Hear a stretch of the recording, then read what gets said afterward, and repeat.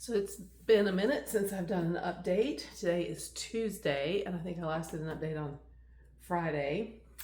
I am on day 6 of my cycle 1 of chemo. This is like these pages are for tracking all your symptoms and such. And so,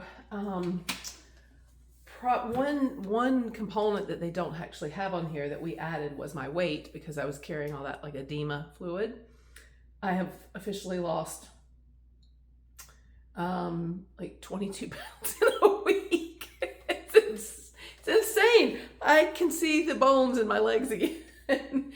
That was a big relief to have all that coming off of me. So it was like the edema, but also the ascites from the cancer that they had told us that once chemo starts, that would probably kick in. And the edema was really helped by the acupuncture. I saw a huge difference after going to acupuncture last week. So going to acupuncture again tomorrow. Hopefully that will help me continue to manage symptoms or side effects, I should say. So what's been really good, besides shedding all that excess fluid, so I just feel better in that regard, although very, very fatigued. My body is working very hard to do the thing it needs to do right now.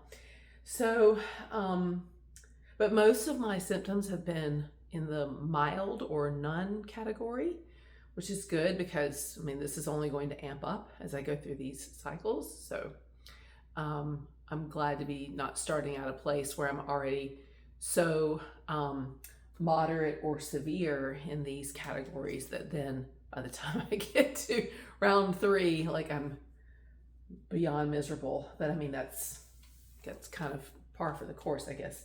So most of the symptoms, mild or none. Again, that's really good. I haven't had a ton of nausea, which is good. There's some side effects that are like not listed here that are a little bit that I have experienced, like nosebleeds and hiccups. How about that? So what my sister and I our theory is that the diuretic, because I was still taking it until Friday, so I now haven't taken it for several days, but I was still taking it, and it's the same thing that happens to me if I get like a really bad cold and I take cold medicine. I always end up getting nosebleeds. It's just a given. It's always going to happen.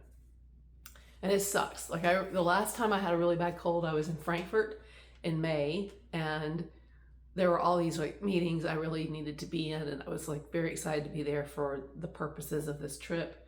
But like I did nothing else the entire time except sit in my room and order from local restaurants and such. So anyway, it's always this kind of situation of like, when's the nosebleed gonna happen? Because I know it's gonna happen, and I really hope it doesn't happen when I'm standing in a room trying to have like a meeting with people. So that's something I'm kind of used to. But it's different. It's a little bit different scenario because I'm not congested. It's like a platelet, clotting thing. So and then shortness of breath. Still, like it's hard for me to take a really good deep breath in. And then fatigue. Like I literally I was having insomnia. I kept waking up at like 2:30 in the morning, almost every single morning. And the acupuncturist had said that the organ clock, your liver is 1 to 3, and that's like your cortisol regulation. And so, it's kind of like, oh, well, that's why you keep getting up at 2:30, because it's all, everything's off.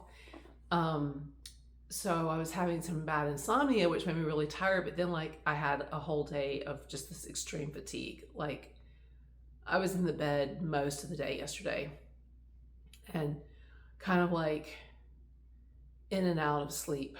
So that's good. It's what my body's supposed to be doing. It's working hard. It needs to rest. So that's what it's doing. For me personally, I mean, things have been good. I've had visitors, like family come by, and that's really nice. And, trying to just get focused on what might be ahead of me, but also not spending a lot of time thinking about it, because it's just a day at a time, and I can't rush it. I just have to show up for it and trying to fill my time in the interim with activities and thoughts and practices and such that keep me positive and keep me going in the right direction. So not anything particularly exciting or extreme to report, and that's a good thing. Sometimes just a blah day is a blah day, and that's a great day. So I'll take blah days like this because I know harder ones are coming. So